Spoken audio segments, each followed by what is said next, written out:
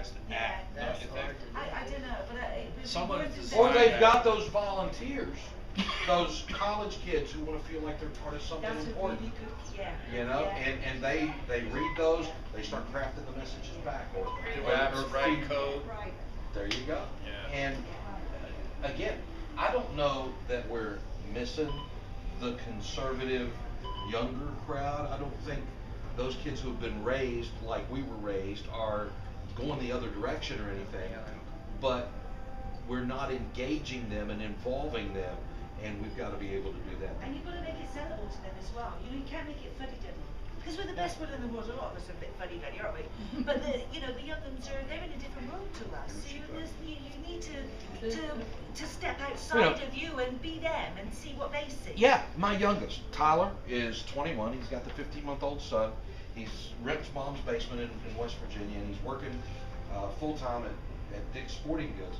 But poor kid, he wants to be a cop. I'm not going to discourage him because I knew what it was like when I wanted to be one. And there's nothing that's going to do you until you are.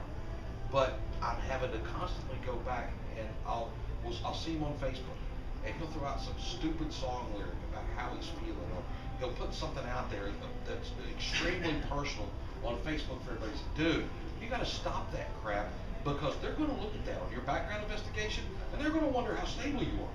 You know, and I know he's just doing what every other kid his age is doing. But the people who are investigating his background, should he be fortunate enough to be considered, or unfortunate enough, as the case may be, they're going to look at that with a jaundiced eye. So there's an education process that goes into it with these kids too, and they're not going to understand that because they've lived their lives from the time they were probably 10 or 11 with their hands on their phones, walking through the mall with their head down, texting their friends.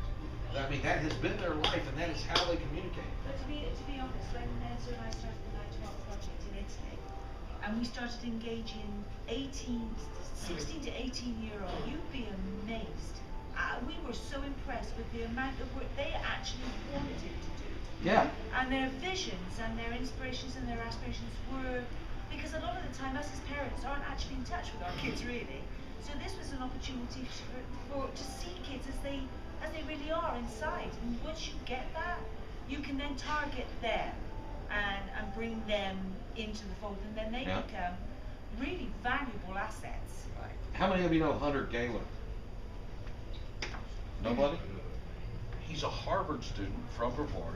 He's been listening to the show since he was like 14. His dad ran as an NPA guy for U.S. Senate.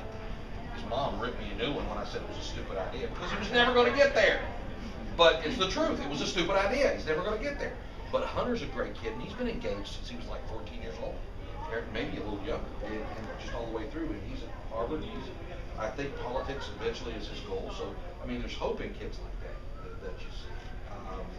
And you see others. And he had a friend that was running around with him at the time. I don't remember the friend's name, but he's still in the community and running around. So they're out there. Just hope the other side doesn't get them first. I was just gonna say, that's what it's like. Oh, these kids! No. This kid is so grounded it ain't fun.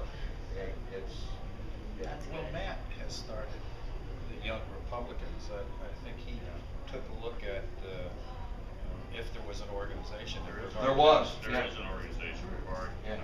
Yeah. Under 40 is the group. It's a college kid. I think they disbanded. They did. So Matt found out how to do the application, and he's organizing a Young Republican group. He's got the fees. He's got the at least 12 people that are going to join, started, and he's going to run with it. Because if we don't have the next generation to pass the baton, the Republican Party's going to die. Randy, Yeah. you started coming to these back porch deals probably a year and a half ago. Yeah, about a year and a half. I mean, more than a year. How have you seen it change? What's it turned into? What's it doing? From the time I started, I don't really think it has changed all that much, in that it's random talk. You know, it's always been like when you were doing it originally. It's always been a bunch of folks that get together, before the rest of the world's awake. You know, chat about something. It'll be on my porch, you can be there when I'm awake, I'm Oh sorry. yeah. I'm back to sleep by 11. I'll tell you On the the weekend. funnest thing for me was the first time I go to a random house at 5 a.m. and think with an ex-police officer and think it's okay just to walk in the door. That was a good experience for me. Cause the dogs were still there. Right, and the next week you put a sign up, which was a good thing. The first week I'm you know, it was an interesting experience. I'm looking, it's like, is there anybody there? Can I hear anybody moving? There was enough cars out, but you know, like I said, I really haven't seen that it has changed all that much, because it's always been a group of people that get together before the rest of the world wakes up and talks about things randomly, things that bother them, things that don't bother them, things they have fun with. And you know, talking about things that you can do, I think one of the things you can do is start your own little back porch. I mean, there's the reason I say that. Doesn't have to be 6 a.m. by the way. Yeah, well, yeah, it doesn't. But I'll advocate for that a little bit. You know, I used to sleep in till 10 o'clock. Now I wake up at 4 o'clock. You know, getting old, you have that time that you come up. But there is nothing wrong with, for me now, I get up at like 5:45, make 2 pots of coffee. First person shows up 6 o'clock or 7. Some people show up at 8. Sometimes we go till 8. Sometimes we go till 10. When people want to leave, they leave. When people want to show up, they show up. When I'm done, I pull the sign off the door and no one comes in. You know, it's just it's really how you get started when you don't know how to get started. You know, invite your best friend and just say, hey, come over, and let's have coffee. Get 3 or 4 people.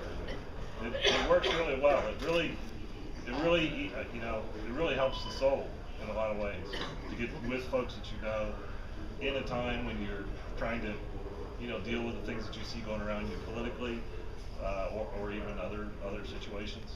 There's been a lot of times that personal stuff gets kicked around, not just on my part, but on other people's part there too. And it those kind of friendships that we don't take time in this society to develop it, really. We really don't. Jack? Yeah, I want to jump in, go back to the website again. I've been selling on the web for about 20 years, back before they had credit cards on the web. If you've got a website, you got to remember, it's like having a grain of sand in the ocean. No one can find it. I mean, it's just out there. And Knew we should have brought a salesperson along on this trip. well, in order to get found, Homeland Security. Google is obviously the biggest search engine around. And I think there's a great opportunity here for the Republicans in the case. If you take your site and you reference, like you said, link to other sites, link to as many sites as you possibly can. Also go to those sites that you're linking to, those Republican sites that you're linking to, the sites that you like, and ask them to link to you. That is a strong algorithm in the Google system. So when someone puts in Bovard, you're not going to be 3,000 down on the list. Right. You're going to be up here somewhere in the top. So, you know, let me ask you, you know, Big advantage. everybody's had their chance to talk about other technical. My hobby is a website that has 8 million customers a year. That's what I do when I'm not working. My friend who I help with a soccer tournament, he sends out 175,000 emails a month, and it costs him $60. Okay, so there's ways to do it. I've talked with a couple of folks that come to the Saturdays. Both of them have blogs that I've set up for them and kind of taught them the technical side of it and help them with the stuff, with the technical side. But a conglomerate type site that has a lot of authors ability, you know, that's a good way to go. I like to see that grow and these other things. Here's a question for you. How many think they have the ability to create a blog? Okay, how many think, so it's about 20%. How many would write for a blog? How many would email a friend that has a blog that would put their stuff up on there? You know, okay, so it starts getting bigger and bigger as you start talking about that bigger group of people, right? I have the technology. I have the desire to work on the technology and write, I can email my friend. Okay, so you got to start creating that network and start, looking into that.